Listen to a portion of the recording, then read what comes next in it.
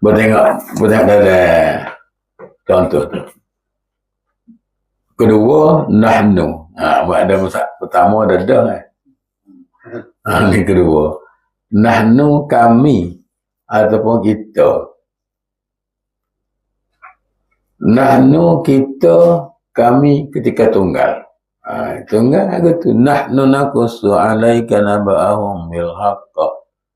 إذ قالوا ليوسف وأخوه أحب إلى أبينا منا ونحن عصبة قالوا لئن أكله الذئب ونحن عصبة إنا إذا لخاسرون. Jadi nahnu situ anjmak gagal.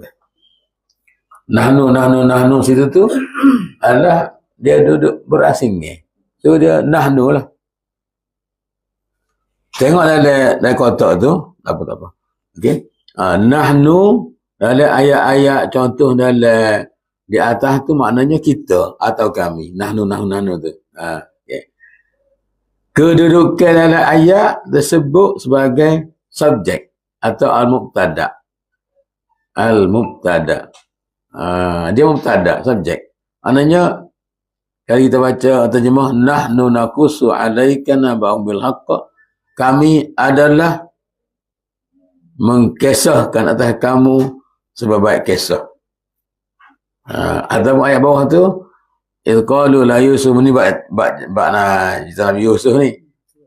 Surah Yusuf ni. Yusuf lakar tu.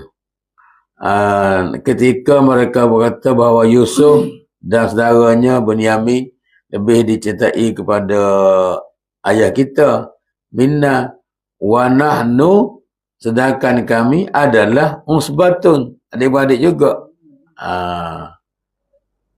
Jazal murwa, ayat nombor tu.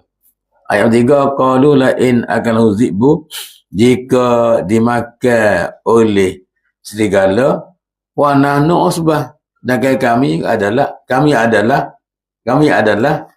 adik-beradik. Jadi nak point ialah kalau nahnu duduk berasing dengan sebutir cokoh dia gitu, dia subjek. Dia mubtada, dan dia termasuk yang blok marfu'. Blok marfu'. Nampak dah? Ni dah. Ni blok marfu'. Tak berubah dah. Dia tak berubah, tapi dia tebah pada tempatnya. Dan ia tidak berubah. Dia tak berubah. Dia lagu tu lah. Secara kekal tidak berubah. Mari kapal pun tak berubah. Dia